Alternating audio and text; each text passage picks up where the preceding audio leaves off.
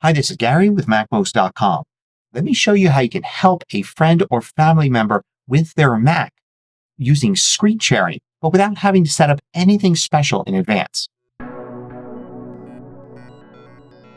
So you probably know that there are ways to help others with Macs by sharing their screen with you and then allowing you to control the screen so you can show them how to do something or help them with troubleshooting.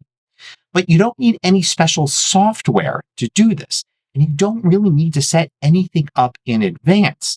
The screen sharing ability is built right into macOS, standard macOS that everybody has. And you can start it by just using the Messages app or the FaceTime app. I'm going to show you how to do it using Messages.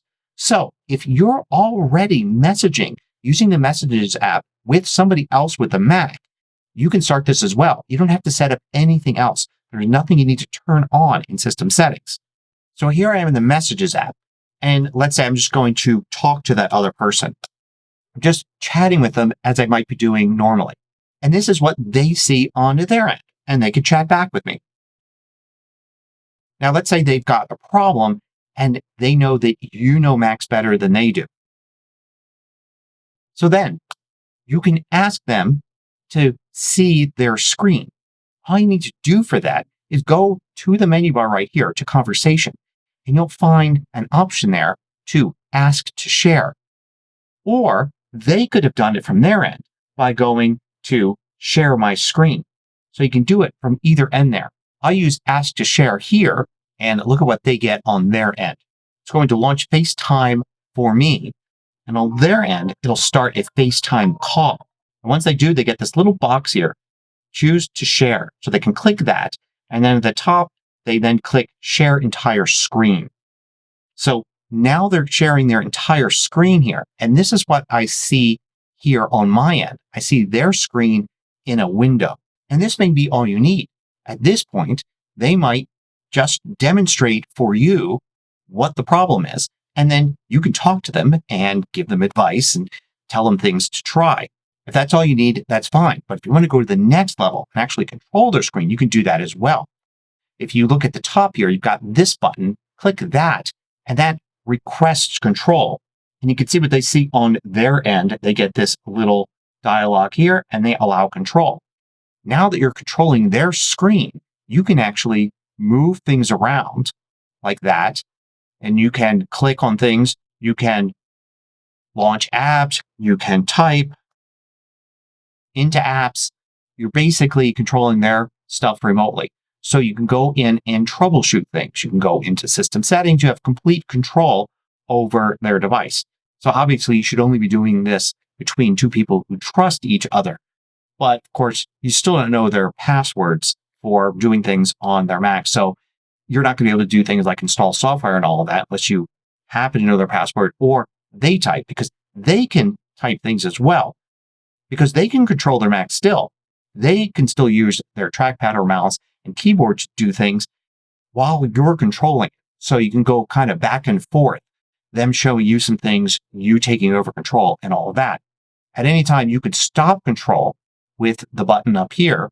You also can use these buttons for a few other things, like go to the app launcher and spotlight, use mission control, go and view the desktop. So you have some more controls here at the top. You've got some zooming controls here as well, all the typical screen sharing stuff.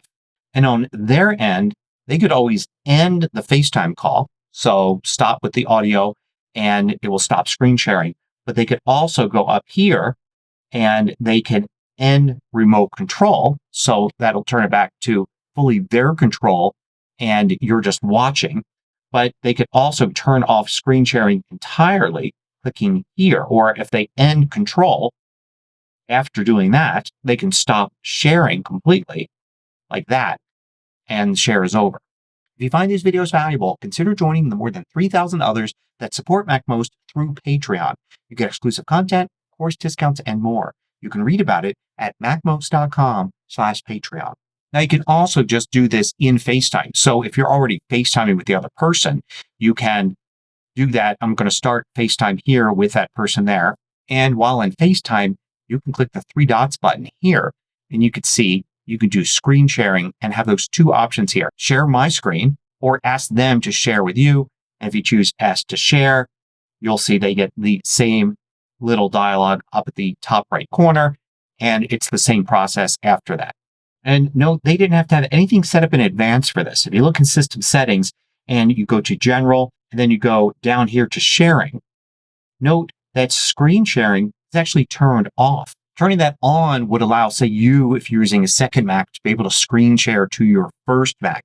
But you don't need it turned on here because FaceTime is asking permission. It's basically asking to turn it on temporarily for that one session.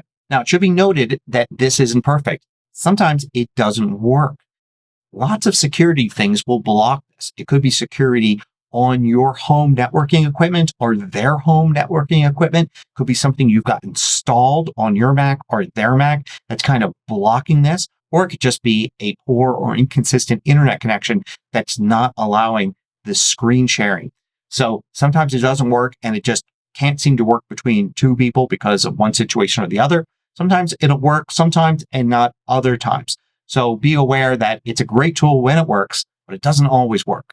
But it's certainly worth a try if you want to help somebody out. It's a lot easier than fumbling around trying to have them explain to you what they're seeing and then you explain to them what to do without being able to see their screen.